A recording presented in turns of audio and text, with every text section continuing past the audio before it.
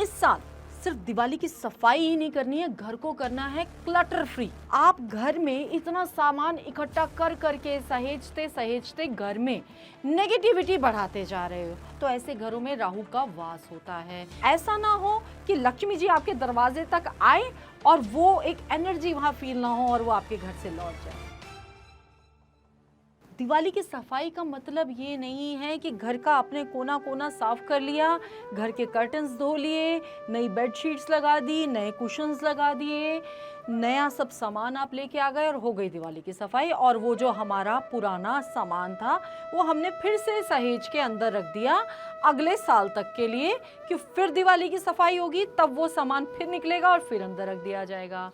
अब होता क्या है कि जब आपका जो एक्स्ट्रा सामान है वो जब पहले 1 साल 2 साल 3 साल 4 साल से आपने इकट्ठा करके सहेज के रखा हुआ है मगर वो इस्तेमाल में नहीं आ रहा है, फिर भी आपने रखा हुआ है कि कभी तो काम में आ जाएगा मगर वो कभी कभी नहीं आता है, तो क्या है मैक्सिमम लोग बंद फोन, बंद घड़ियां, बंद इलेक्ट्रॉनिक्स, बंद आपका और सारा ऐसी पुराने सामान, पुराने बहुत सारे बर्तन आपके बिस्तर में रखे हुए हैं, आपका शादी का सामान आपके बिस्तर में रखा हुआ है जो कभी इस्तेमाल ही नहीं हुआ।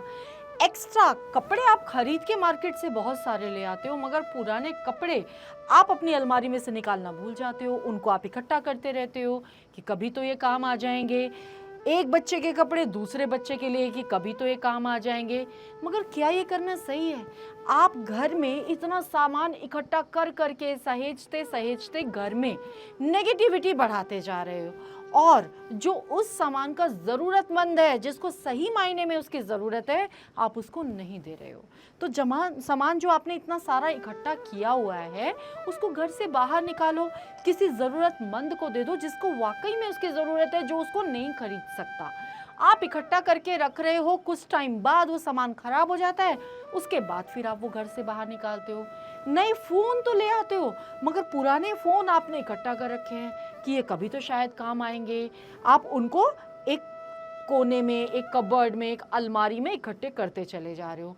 ये बिल्कुल गलत है। आप जब पुराने फ़ोन घर से बाहर नहीं निकालते, खराब इलेक्ट्रॉनिक्स घर से बाहर नहीं निकालते, उसको ठीक नहीं कराते और बंद घड़ियों में आपके सेल नहीं डले होते, तो ऐसे घरों में राहु का वास होता है। आपकी और बहुत सारी चीज़ें खराब होनी शुरू हो जाती हैं।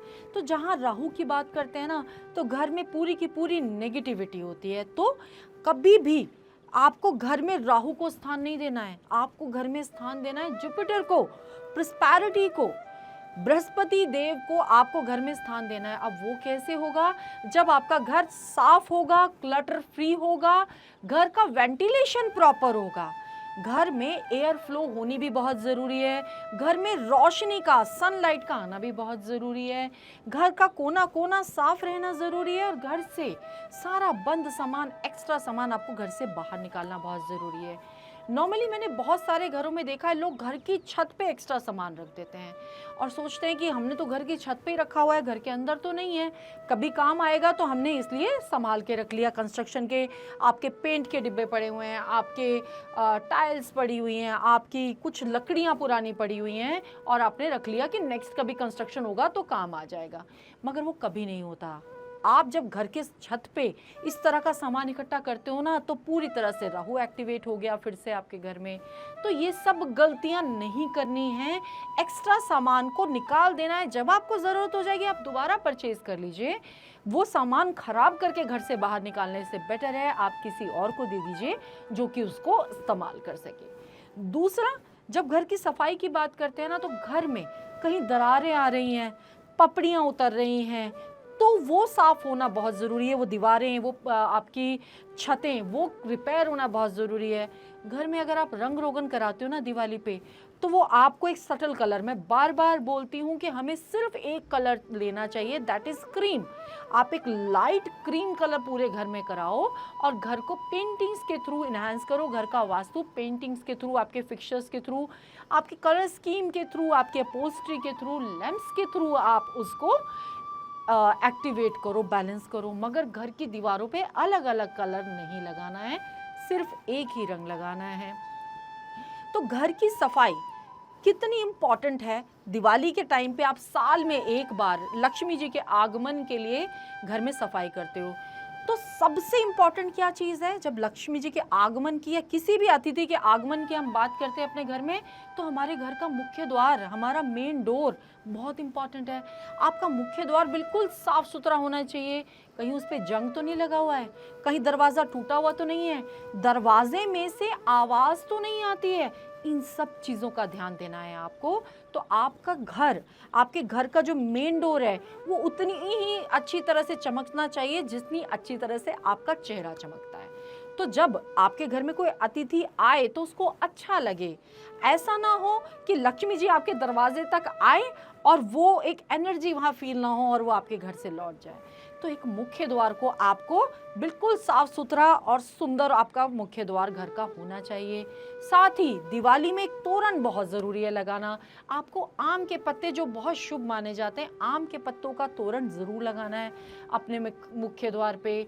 आपका जो मेन डोर है उसके बाद आपका आता है जहाँ पर आप अपने अतिथि को बिठाते हो, वो कौन सी जगह है, आपका ड्राइंग रूम। अब आपका ड्राइंग रूम भी उतना प्रेजेंटेबल होना चाहिए कि आपके घर में कोई अतिथि आए तो उसको अच्छा लगे। तो वो भी बिल्कुल साफ सुथरा होना चाहिए, बैलेंस्ड होना चाहिए। इसके बाद बात कर लेते हैं आपके घर का मंदिर। जब दिवाली की बात आती है तो घर के मंदिर की बात करते हैं तो सब अपना आपके मुख्य द्वार से लेके मंदिर तक पूरा डेकोरेट होता है। माँ लक्ष्मी के पैर आपको ज़रूर लगाने हैं। मंदिर की जब आप बात करते हो तो मंदिर में आपको माँ लक्ष्मी का स्थान अपने मंदिर से अलग हटके एक चौकी पे करना है और उस चौकी पे आपको लाल रंग का कपड़ा बिठाकर माँ को स्थापित करके माँ को हमेशा गणेश जी के दाईं ओर बिठाया जाता है। इस चीज़ का ध्यान रखना है। साथ ही कमल के फूलों से या गुलाब के फूलों से माँ का आपने पूजन करना है। साथ ही इसके साथ एक श्री यंत्र की स्थापना जरूर कीजिए इस दिवाली पर, जिससे कि आपके घर में माँ लक्ष्मी स्थायी रूप से वास करें। और श्री यंत्र को आपको रोज सिंदूर चढ़ाना है। माँ की कृपा आपको मल्टीफोल्ड्स में मिलेगी। तो इन सब चीज़ों का ध्यान रखना है। साथ ही ध्यान ये रखना है कि जब आप लक्ष्मी पूजन कर रहे हो तो आपको अपने घर के उत्तर पूर्व के कोने में या पश्चिम दिशा में ही पूजन करना है। और साथ ही माँ को खीर का या किसी सफ़ेद मिठाई का भोग ज़रूर लगाना है। तब माँ की विशेष कृपा आपको मिलेगी, माँ स्थायी रूप से आपसे वास करेंगी। और साथ ही सबसे इम्पॉर्टेंट चीज़ क्या ध्यान रखनी है इस दिवाली, ये चीज़ बिल्कुल ध्यान रखनी है कि घर का जितना भी एक्स्ट्रा सामान है ना वो बाहर निकाल देना। घर का अननेसेसरली का जो बोझ है वो हल्का करना है, जिससे माँ लक्ष्मी आपके घर में आए और जो माँ लक्ष्मी का स्वरूप ही है चंचला, वो चंचला स्वरूप छोड़ के स्थायी रूप से आपके घर में वास करें इस दिवाली। तो अगली दीपावली फिर से हम सेम एक्सरसाइज करेंगे। तो इस चीज़ को सफाई का महत्व समझना बहुत ज़रूरी है। सफाई का महत्व सिर्फ इतना नहीं है कि आपने सब सारी दीवारें साफ़ कर ली, फर्नीचर साफ़ कर लिया, कर्टन्स धो लिए और सारा बंद सामान कूड़ा आपके स्टोर रूम में डाल दिया, आपके ड्रॉर्स में डाल दिया। आपने सफाई कहाँ की? आपने तो वो सारा राहु अपने घर में एक्टिवेट कर लिया, नेगेटिविटी एज इट इज़ अपने घर में रख ली। तो उस नेगेटिविटी को इस बार इस दिवाली आपको घर से बाहर ज़रूर निकालना है। और आपने हमारे चैनल को अगर अभी तक सब्सक्राइब नहीं किया है तो कर लीजिए, आप बेल आइकन को ज़रूर क्लिक कीजिए। और इसी तरह की इम्पॉर्टेंट और आपकी प्रैक्टिकल वीडियोस को देखते रहने के लिए हमारे साथ जुड़े रहिए। हमारी साइट विजिट्स के लिए, कंसल्टेंसी के लिए आप हमारे नंबरों पर कॉन्टैक्ट कर सकते हैं। और वीडियो पसंद आए तो कमेंट और शेयर करना बिल्कुल मत भूलिए। आप सबको दीपावली की बहुत बहुत शुभकामनाएं।